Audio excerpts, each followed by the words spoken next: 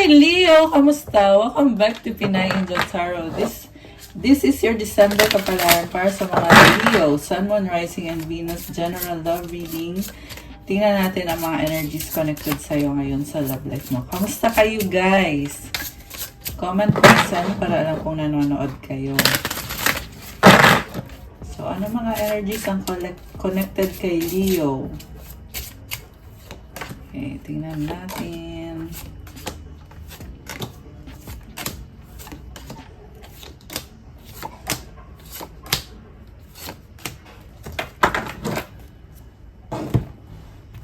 Okay, kuha tayo ng mga oracle messages.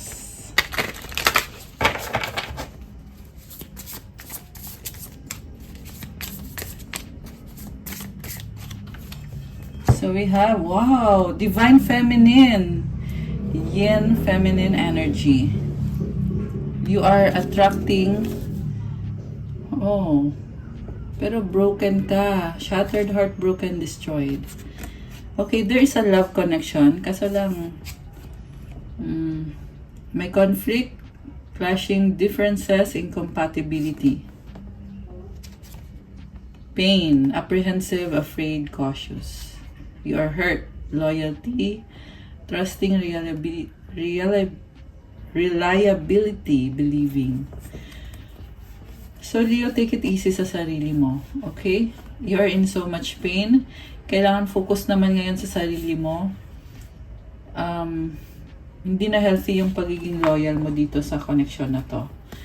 Nakikita ko, you're actually very pure. Ayan, feminine energy ka eh. Pero mukhang inubuso yung purity mo. Or you may be... You may be dealing with someone na niloko ka. Okay. Anong oracle? Angel numbers pala. Kuha tayo ng angel numbers. For Leo, angel numbers for Leo. 1919 transformation.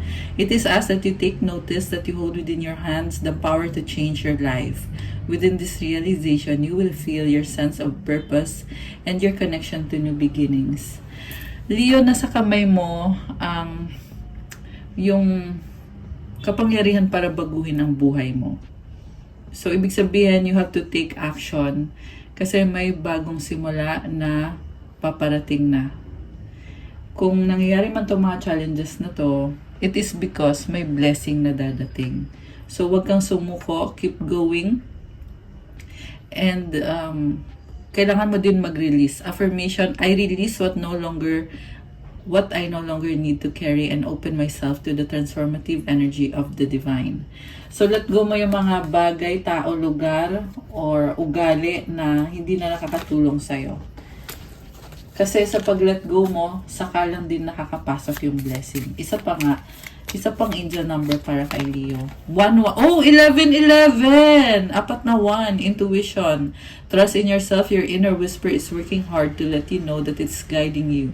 Listen in. What is it saying? Feel it. Where is it telling you to go next? See it. Close your eyes and allow. Trust the path you are on. So, na-unlock mo yung power ng intuition mo ngayon. Kaya pakinggan mo yung sinasabi ng intuition mo kasi guidance mo yan sa kung anong dapat mong gawin, anong susunod na action na kailangan mo. And I feel like this is a new blessing na nag-unfold ngayon. Magtiwala ka daw sa landas mo ngayon. Affirmation, my intuition speaks to me and I listen. I trust that all things are happening for a purpose. Ayan, may purpose lahat ng nangyayari sa'yo. Okay, one more. So we have sa bottom of the deck, 1, 2, 3, vision. Your path will not look identical to anyone else. That's why it makes you unique. Remember that as you stay the path that feels connected, the path will continue to lead you to alignment. Let your vision be as different as you are. So kakaiba ka, maaring very unique tong situation mo. Hindi mo kailangan i-compare sa ibang tao or wag mo i-compare. Focus ka lang sa vision mo. Affirmation, my path is mine and mine alone. When I follow my path, alignment comes naturally. So comment, claim alignment. Ayan, kasi nag-a-align ka na. You're aligning with your life purpose, kung anong nakakabuti sa highest self mo. And claim vision. Okay. Malakas ang intuition mo ngayon. Okay. So from the tarot, overall energy mo is 7 of Wands sa bottom of the deck. You are focused sa kung anong kailangan mong ayusin sa sarili mo, sa buhay mo, pero hindi maalis yung struggle.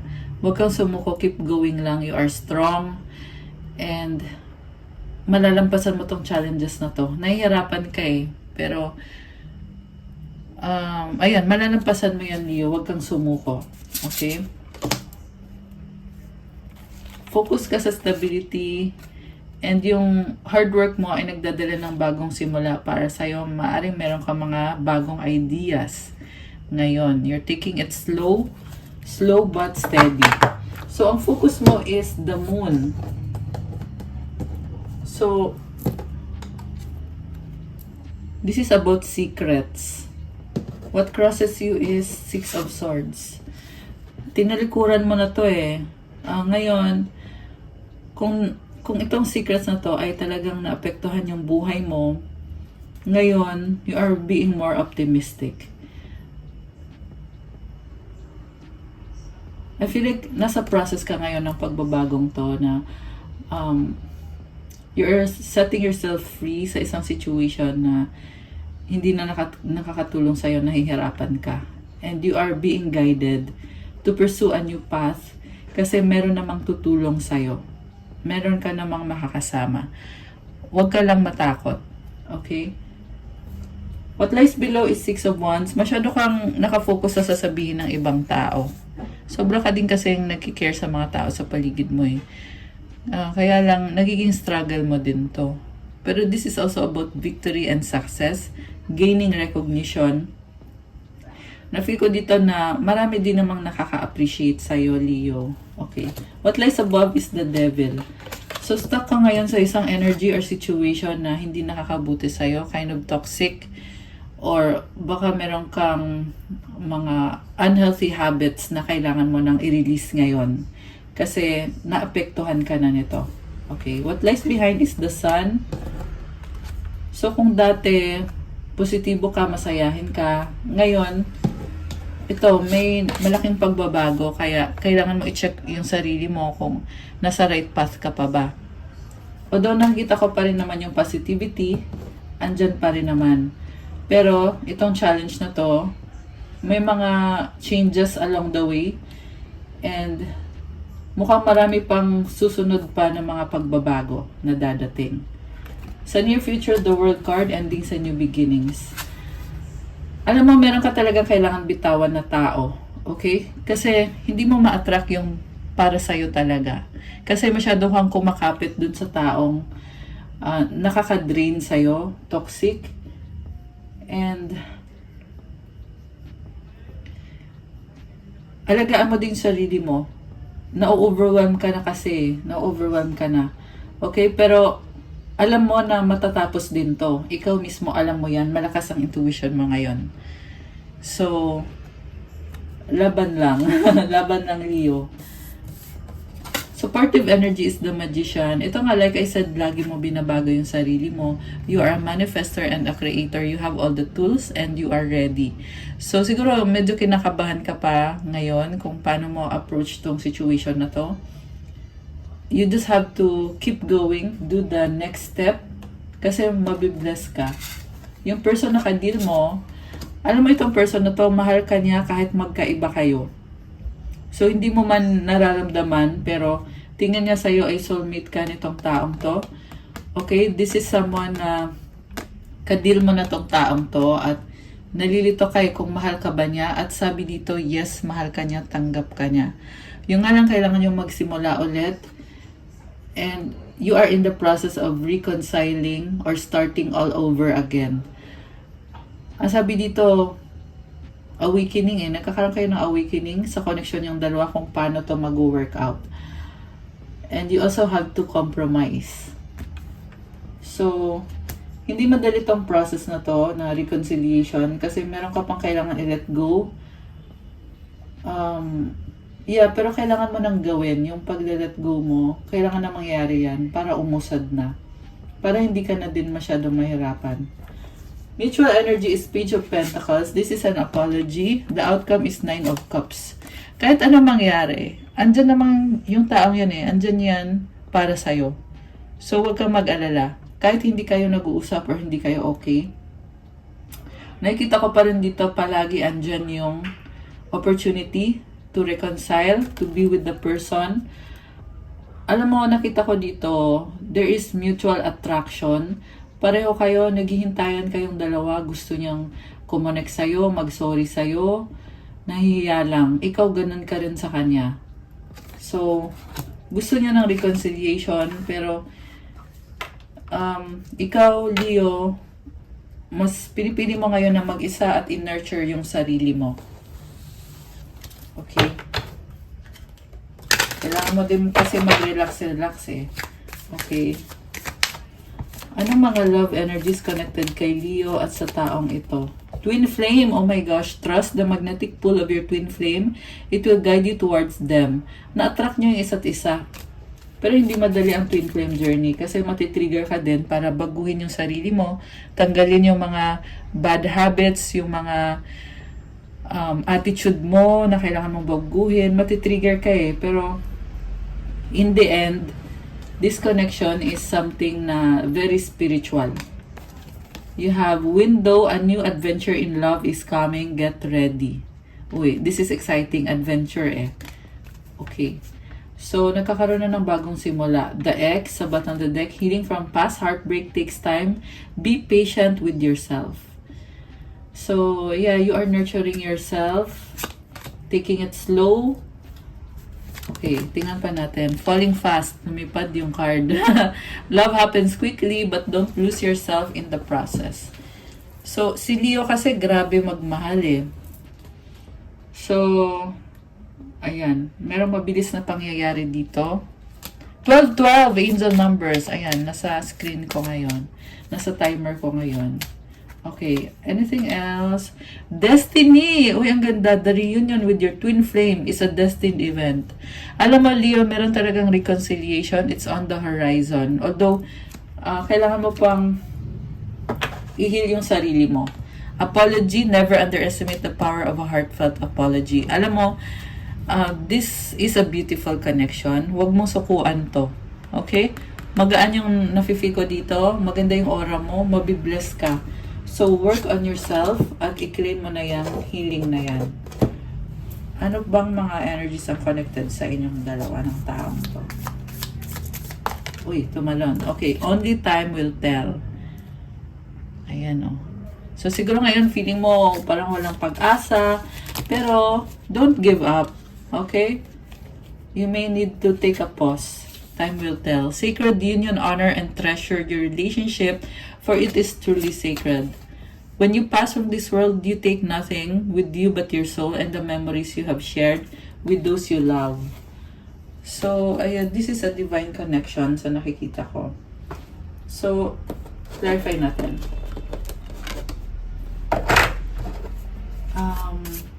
Parang dinidepensahan mo yung sarili mo Queen of Pentacles, okay.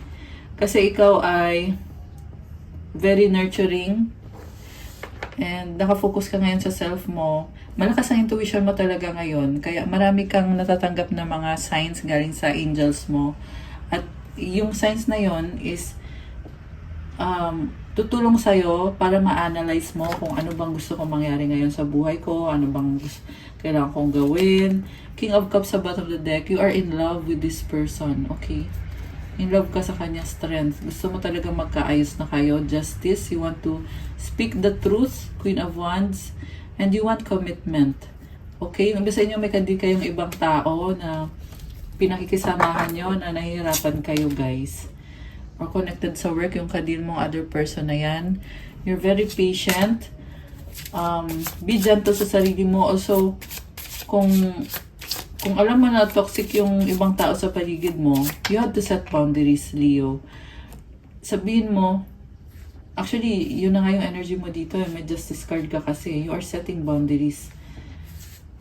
Ito, Ay, ayaw sumama yung card eh. Ayan, set boundaries, Leo. Kailangan mo i-protect yung sarili mo, okay? You're very, frustrated ka na, fed up ka na. Iwas-iwas ka na lang eh. Okay. Someone cheated on you? Or, basta meron dito nag-cheat.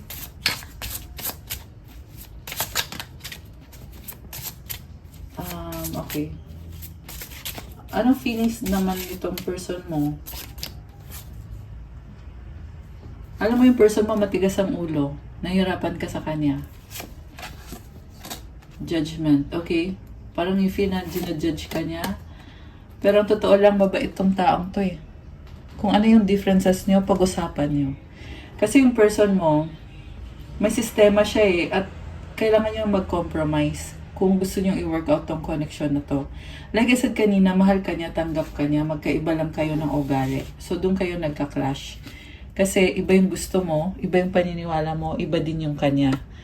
Pero, the fact is, this is a soulmate connection. Sa ngayon, sa nakita ko yung person mo, mahirapan kang kumbinsihin siya unless na mag-usap talaga kayo ng heart to heart. Okay? Kasi feeling niya ngayon wala siyang magagawa sa sitwasyon. Parang sinusurrender niya yung sitwasyon. And mabuti naman yung intention niya, sa totoo lang. Pero ayun na nga, sinusurrender niya yung sitwasyon kay God, sa universe. Four of Swords sa bottom of the deck. Nag-heal siya ngayon. Okay? Gusto pa rin niya na maging okay ang mga bagay-bagay. Pero, I feel like pareho lang kayo. Ikaw gusto mo mapag-isa, siya din, nag-heal siya ngayon. Knight of Swords is here. Siguro bigla ka na lang ginos nito or hindi pinansin. Biglaan. Emperor. Okay, medyo may galit pa dito. Baka may kadikang Aries. Although this can be any sign, malakas ngayon ang air sign, Gemini, Libra, Aquarius. This is a big misunderstanding. Big misunderstanding yung nakakita ko. This person is holding back. Ayaw niya munang mag-risk. Pinoprotektahan yung sarili niya. You need time. Okay. Alright.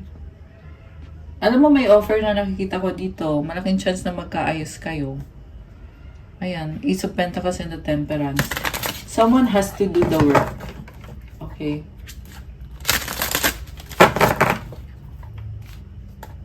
So, magkakaayos ba sila?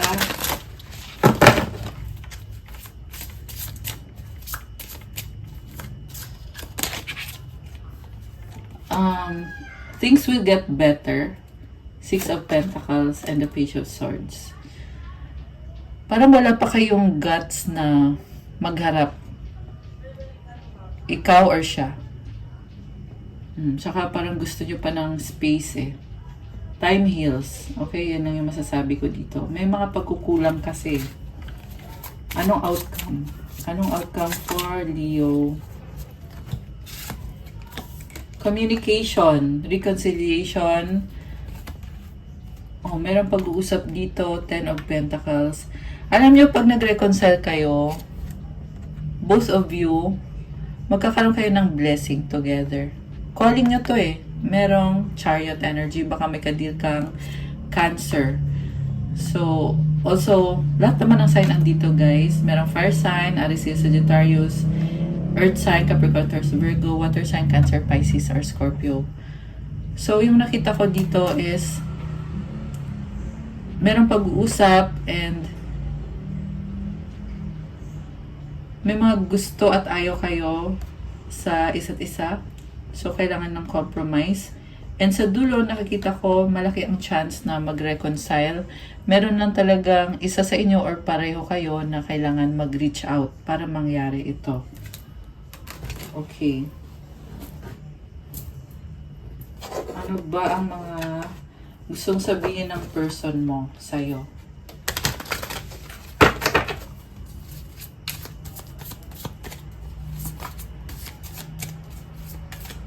Ano Anong gustong sabihin ng person ni Leo? They have hurt me. Oh my gosh. Nasasaktan nga. Nag-heal siya. People don't believe in me. Ang laki ng tampo nitong taong to sa'yo. Drugs and alcohol. Okay. Na ano siya ngayon sa bisyo? It's all too much. Na-overwhelm. Ayan. Emotions overwhelm me. So, you need time to heal. Why can't I move on from you? Ayan, sabi ko na hindi pa siya over. Hoping pa rin na maging okay ang lahat in time. Ano pang mga mangyayari dito sa connection na to? For Leo. Health. Health issues could arise. Oh my gosh. Problem talaga sa health. Honeymoon. Okay, in love pa rin sa itong taong to. Honeymoon phase, attending someone's wedding. Someone else, ayun. Someone is in the middle, someone is trying to sabotage this. May in-entertain. Meron isa sa inyo na merong ibang in-entertain. Challenges, make a decision, work on inner healing. Yeah, na-feel ko ngayon dito, inner healing yung kailangan mo, Leo. So, ipag-pray mo yung situation nyo na mag-heal, pareho kayo. Lalo na ikaw. Caution, find out more information, don't overwork yourself. Huwag mo stressin yung sarili mo dahil sa taong yan. Pets, getting a new pet, giving a current pet more love. Okay, sa totoo lang, masaya naman kayo sa isa't isa eh. Okay, huwag nyo lang stress unnecessarily yung mga sarili nyo. Anong advice para sa mga Leo? Alam ko lang to. Kuha tayo ng advice.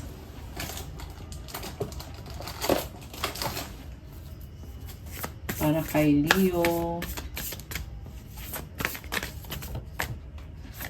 And advice para sa person mo.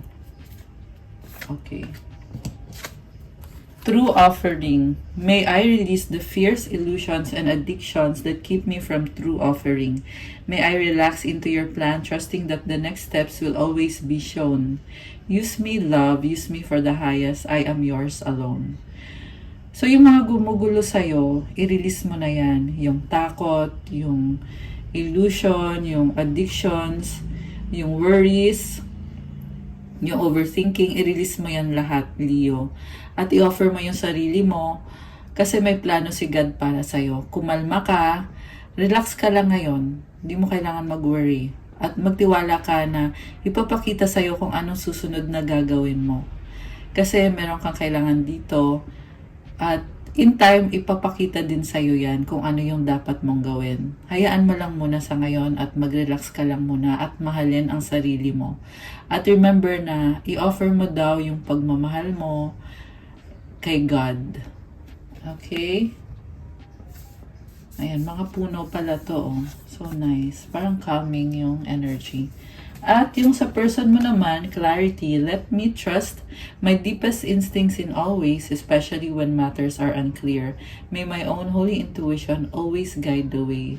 So, natatauhan siya ngayon, nagkakaroon siya ng mga realization, at malakas din ang intuition nitong taong to, nakadeal mo. Ayan. Okay, guys. That's all I have for you, Leo, para sa yung December kapalaran. Thank you for watching. Please like, comment kung nag-resonate ba or kung nagustuhan nyo yung reading.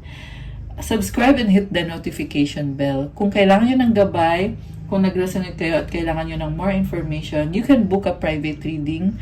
Tingnan nyo na lang sa description box, nakalagay po dyan yung mga detalye. Message kayo sa Viber or sa WhatsApp para mas mabilis.